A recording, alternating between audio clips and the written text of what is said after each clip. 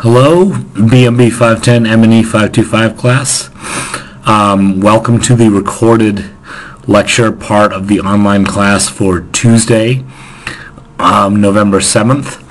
Although I will put this up as soon as it's done recording and is done converting itself into a YouTube video, just so you have it early. This begins our week of Biodesign, in which we are going to have this online class, and then we're going to have a flipped classroom on Thursday the 9th, which hopefully will be fun and will allow you to use your imaginations. And so I begin with a simple enough question: what is engineering? And you would assume at this level, you're all graduate students here at UMass Dartmouth, that you probably kind of have a good understanding of what engineering is. I'll spell it out in kind of dry terms, however, just to get things started. So engineers apply science and technology to develop solutions to practical problems. And these are problems that are solved for the betterment of humanity. Engineering as an activity, if you say, I am engineering a solution, well, this is an innovative and a methodical application of scientific knowledge, which you all should have a lot of at this point, and technology to produce a device or a system or some kind of process which is intended to satisfy human needs. So, many years ago, a study was done in which a lot of companies were surveyed, and the question was asked: what attributes should an engineer possess? Top of the list, of course, is problem-solving skills. Not too far behind was effective communication skills, and this is something I like to stress, is that we need to be good communicators, both in writing and verbally, person to person. You can have a great idea, but if you cannot communicate it, what good is it? Highly ethical and professional behavior, of course, that's good in all industries, not just engineering, but certainly that is an attribute an engineer should possess. Open mind, positive attitude, these are good. These will allow for maybe acceptance of a problem solution that doesn't seem quite right at first, but the more you think about it, well, this might work. That sort of thing. It allows you to think outside the box. Proficiency in math and science, of course, that's what you've been doing your whole undergrad career. It's what you continue to do in this class. It's what you probably will continue to do after this class, is just be more and more proficient in math and science. Technical skills, of course, it helps to know certain software programs, kind of have a good feel for different pieces of equipment, that sort of thing. The motivation to continue learning. You guys obviously have this. You're all graduate students, and you're in a 500 level class, and you'll presumably keep going. So your motivation is definitely there. A knowledge of business strategies and of management practices, and this is not something that may be super intuitive. You may think, that's just for entrepreneurs. I want to just, I want to get in there and, fix machines and do my problem solving that way. But it's good to have an understanding, and more engineering conferences and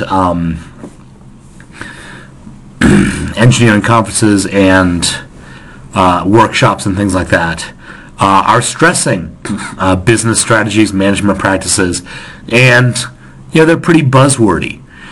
And we'll get a little buzzwordy this week as well. So it's good to know what people are talking about when they talk about this. Computer literacy, of course, I think that's good for everybody, certainly for engineers. Things like MATLAB, SolidWorks, that sort of thing. Those are good things to have as an engineer, among other things. An understanding of world affairs and cultures, and I think this is important, again, for most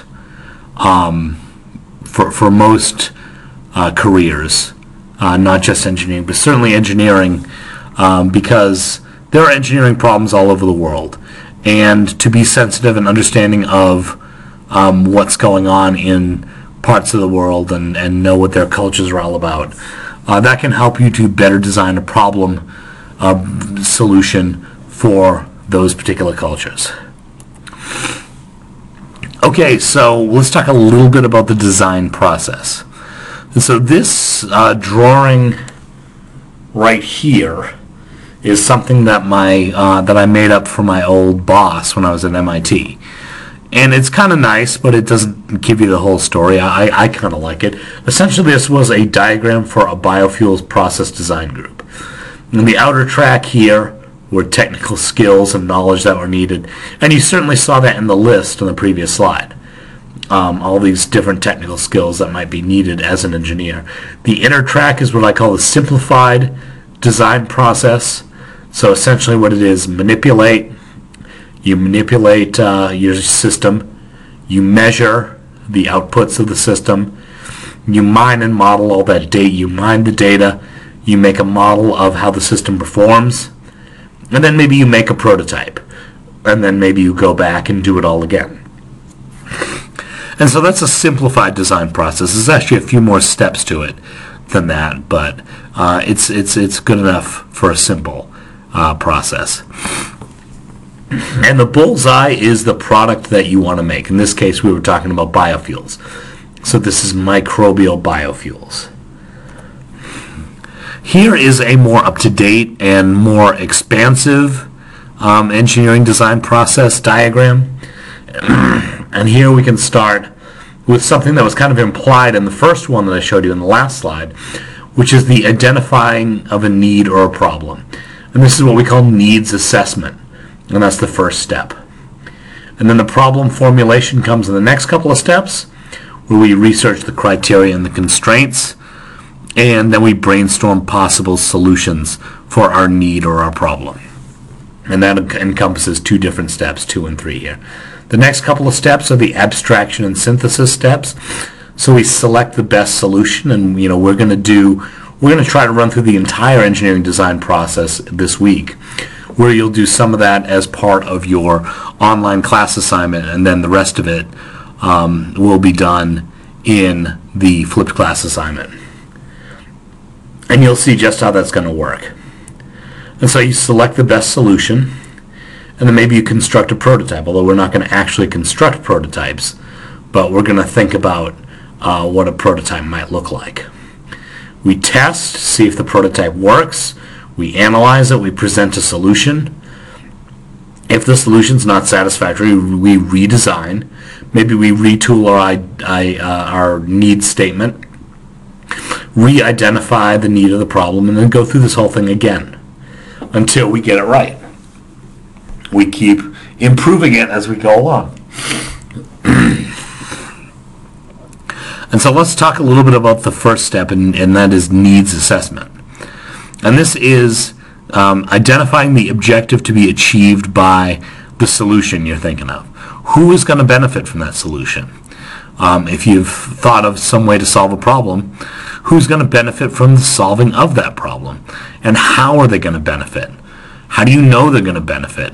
These are things you all need to take into account when you develop a need statement. And you're going to be asked to develop a need statement this week. You want to begin with the end in mind, and it's not to say is that you really need to have a clear idea of what you're going to make. You just need to kind of know where you're going. So you think about what kind of solution you want to present. So that's what we mean by begin with the end in mind. Know where you're going. Then we can formulate our problem once we've developed a need statement. And does the real problem differ from the problem you initially perceived? That's a good question to ask, and if the answer to that is yes, then how does it differ? In what way is it different?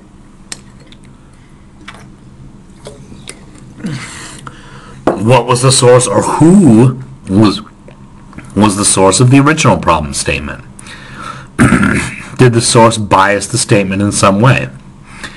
Did the source say we really need this problem to be fixed, but it's only because that person wanted the problem to be fixed, and it really isn't critical to the running of a company or something like that? these are questions you have to ask. And if the answer is yes, is the need statement, is it incorrect, is it incomplete, and in what way? And then that's when you'd go back and retool your need statement. But if all is well, then you structure the search for a solution. So you think about a bunch of things, and it's what we call ideate. You come up with a bunch of ideas and solutions, potential solutions, and you'll prune the paths that will probably not lead to a viable solution. So, I could say I keep losing my car keys. Engineer me a solution for that. Well, probably a path to be pruned would be, well, go buy a trained monkey to always find your car keys for you. It's probably not going to lead to a solution that's valid. Then you want to acquire and apply technical knowledge as appropriate. And you may already have a lot of technical knowledge that you want to apply or that suits the situation. And we'll see if that is the case as we put our needs statement and our problem formulations together this week. But if you don't have the technical knowledge already, you might want to acquire it and then apply it to your potential solution. And then you can identify design specifications. And I should note that this week we're not really going to do a lot of design specifications. We're not going to do a lot of calculations. We're not going to play with numbers too much. This is going to be purely ideation for the most part. You're going to think of something, you're going to analyze it from every possible angle, and we're going to see who comes up with some good solutions to a specific problem. Hopefully all of you do. More on the problem formulation. You want to identify the resources you need. How much time is it going to take? Is it going to be expensive? Is it going to be cheap? How many people do you need to formulate the solution of the problem? Is it going to take, an extra 300 employees in the company? Things like that. You prioritize your design goals, review your design goals, and then of course you modify them as you need. And it's important throughout this process, and it's important when you get to the flipped class part of this, to be open to change if needed. You can come with an idea that you think is the best. But keep in mind that you're going to be letting other people look at it, or you're going to be telling other people about it.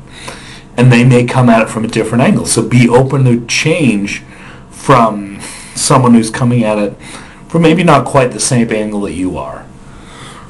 So be open to change, and that's an important part of the engineering process as a whole. Next, we move into abstraction and synthesis.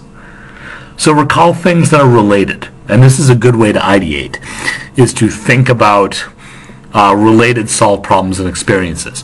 How were those things solved? And what were the solutions like? Expand your own thinking and think about what is possible, and then think about what is not possible.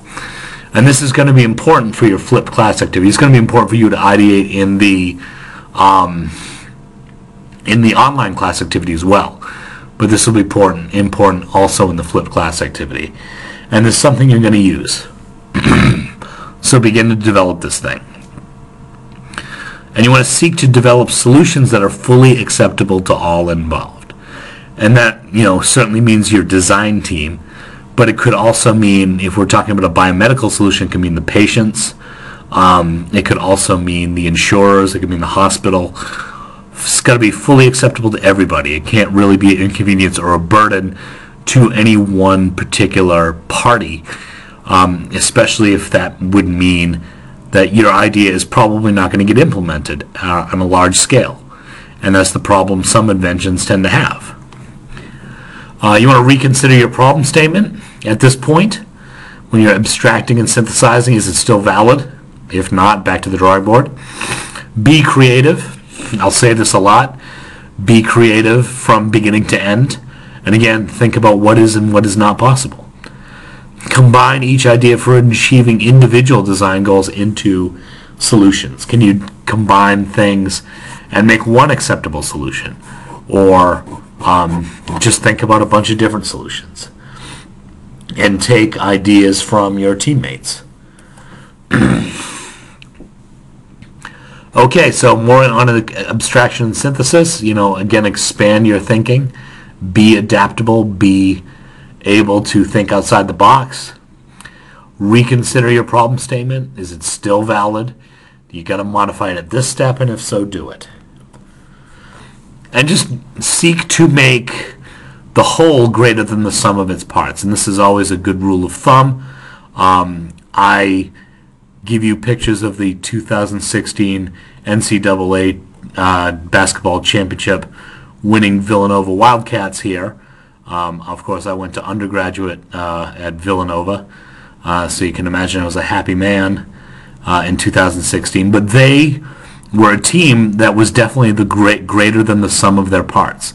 The whole was what made this championship possible, and they were a great team. They played well together, and they had a good communication, and they had the ability to get the job done, and it showed. And that's what you want to be like as an engineering team. You want to be greater than the sum of all your parts, and that's how you can get amazing things done. Okay, let's analyze. You want to choose a basis for comparison of your alternative solutions. Of course, we will only do this theoretically. We won't do this actually. You're not going to be making any solutions. But, compare your alternative solutions. Think about what sort of things you could test and what you can't test. Think about what would be practical and what wouldn't be practical. Be critical of your own work, but not too critical. Don't offer up ideas and say, well, these probably stink, but, be critical, but don't be self-deprecating. Consider the requirements for each solution. Consider the requirements for making it. Again, this goes back to things like costs, personnel, things like that. Consider the requirements for using your proposed solution. Are there a lot of moving parts? Are there a lot of accessories that need to be bought? Do you need a lot of either electrical power or computing power or what have you? Could this be used in low-income regions in the world? So consider these requirements and make it what you want to make it, but consider the requirements that are involved. Are each of your solutions ethical? Are they ethical in concept and in operation? There are, I'm sure, 1,000 examples of this. If we are making a solution that requires minerals that are mined in, a state where a country, not a state, obviously, where slavery is still doing the better part of the grunt work for this, then you may want to think about something else. Think about, a place that, avoid using things like child labor and cruelty to children and animals, things like that. Make it ethical, and these are, of course, extreme, but think about making your solution ethical, both in concept and in operation. You want to eliminate all of your alternatives that do not satisfy critical design goals. So you have to know what those critical design goals are, and hopefully you have already thought about those in one of the previous steps. And so this helps you whittle it down to maybe a handful of potentially workable solutions. And hopefully you will come with a handful or one or more alternative solutions when we do the flipped classroom activity. You want to anticipate failure. A good manager, a good team will anticipate failure, and they will avoid it by eliminating weaknesses in your designs.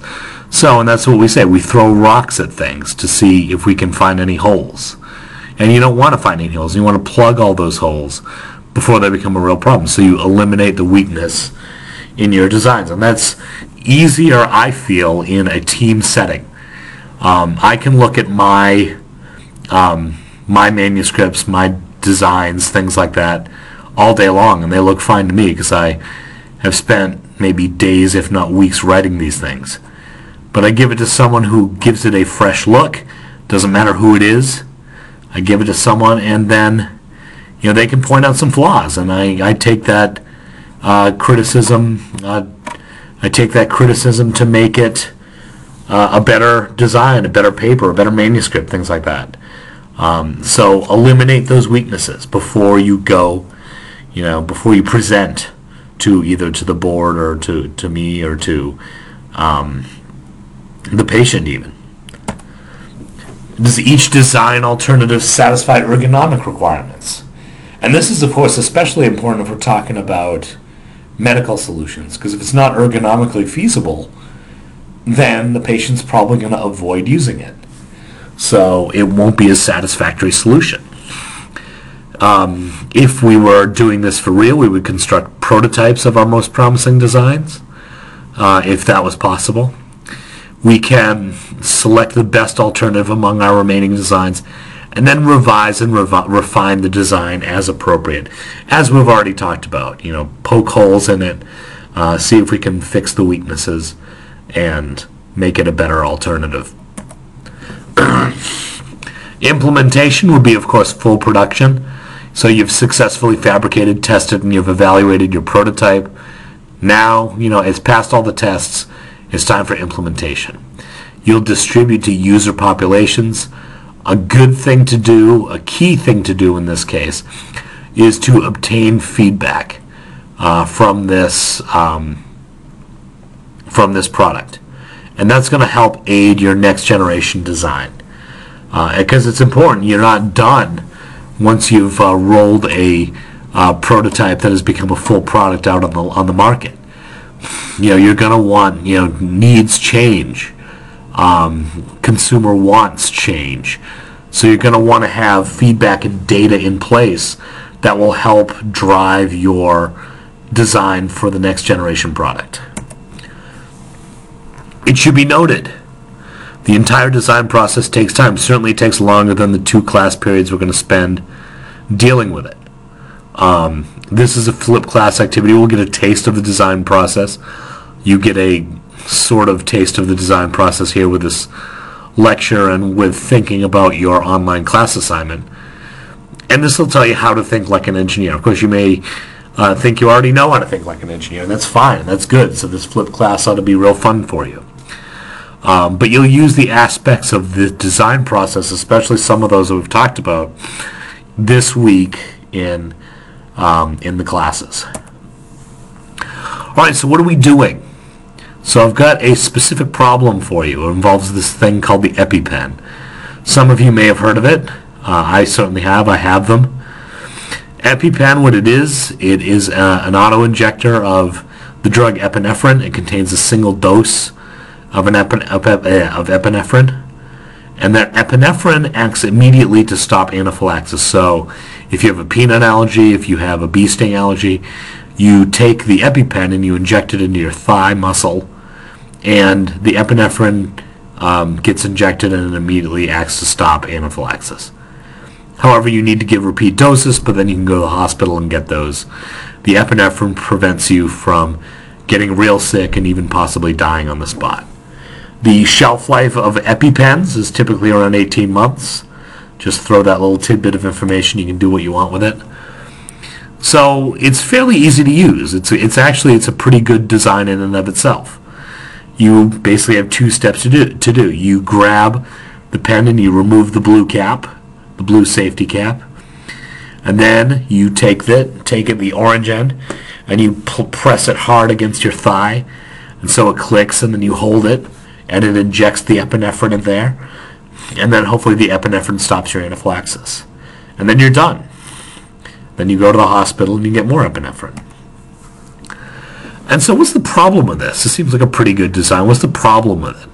Well, the problem is that it has been noted that there's an increased time from the start of anaphylaxis to when Epi-pens are administered, when the epinephrine is actually administered. What are the reasons for that? I mean, there could be a variety of reasons for that. I carry an Epi-pen in my computer bag. What if I'm down in class? I don't have my computer bag there. Just think about that. There could be other reasons too, other nuanced reasons for that. And it's a problem. What are the solutions? And here's a short kind of list along with a drawing that gives you a clue on what kind of things happen during anaphylaxis. And it's a pretty bad list, especially if things like a respiratory shortness of breath, wheezing, cough, that sort of thing. Your heart rate, your blood pressure, problems there. Runny nose can be a problem if it runs way too much. And you could lose consciousness, and you could really get pretty sick, if not, potentially die from bad anaphylaxis. So this is a real problem. And so what are we going to do? What are we going to do about it? Well, we're going to do a flipped classroom activity. Well, first we're going to do the online class assignment. You will be asked, thinking of an Epi-pen, you will be asked to modify a part of the design or a part of the process. Change the process. You can change the user experience of an Epi-pen. So you'll complete that. The online class assignment should be up on my courses. You will then, when we do the flipped class assignment, you'll split into groups. I will put a student grouping list on my courses in the next day or two. Each group will discuss their ideas, and then your group will try to settle on one solution that you will kind of investigate and flesh out even further. So you'll discuss in your groups, and you'll decide on a solution to move forward, and that'll take, we'll do about 30 to 45 minutes of class time there. And then we'll do something called ideation cards. That'll help you think of even, more out of the box or off the wall solutions and modifications that you can make to your design. And we'll talk about that, and then you'll write them down, and that'll be part of your flipped class assignment. And so you'll see how these ideation cards work on Thursday. And here's what they look like. So I have basically, it looks like a deck of cards. They are a deck of cards. And they have different properties on them. This one happens to be celebrity. The user or customer is rich, impatient, vain, and aloof. Alter the process to achieve the end result. And they give a pretty decent example of what that means, of a real alteration of the design process that fits this case. And you'll be asked to do that with your Epi-pen, solutions. And so you'll do that as a group, and you'll write down the best ideas you've come up with. Okay, so what do you expect for Thursday? Well, come to class having watched this, even though my nose is completely stuffed up and I stumbled through a lot of it. Hopefully you understand what's going on. If you don't, certainly send me an email. The online class assignment that is posted is due, no exceptions, it is due on Thursday, because it is going to be part of what we do on Thursday. I won't accept late assignments for this. You'll just get a 0 on it. So please come to class on Thursday with that assignment. Split yourselves up into the appropriate groups, which I will have posted in the next day or two. You want to brainstorm ideas with your team. And then after a good, vigorous brainstorming, write down the answers. And then we'll talk about the ideation cards. After you have described your solutions, then we'll deal with the ideation cards, and then think about a design change based on the ideation cards. Think about it, write it down, and that is going to be part of the flipped class assignment. Okay, some last thoughts. I know you're used to just plugging and chugging a lot of equations in this class. I'm asking you to do almost a complete 180 and be creative and write and not deal in equations at all. So it's a little bit of a departure from what we normally do, but do it and then have fun with it. Work within the realm of what's possible, obviously. Consult with your teammates. Work as a team. I'll be roaming around, not on Friday, but I'll be roaming around on Thursday, the room, if you want to have a discussion or have any questions, things like that. But save most of the discussions with you to have with your teammates. Come ready to discuss things with a team. We're going to act like engineering teams and put things together and solve this problem as a team. Okay, so until then, enjoy the week, and I will see you all in the flip class on Thursday evening.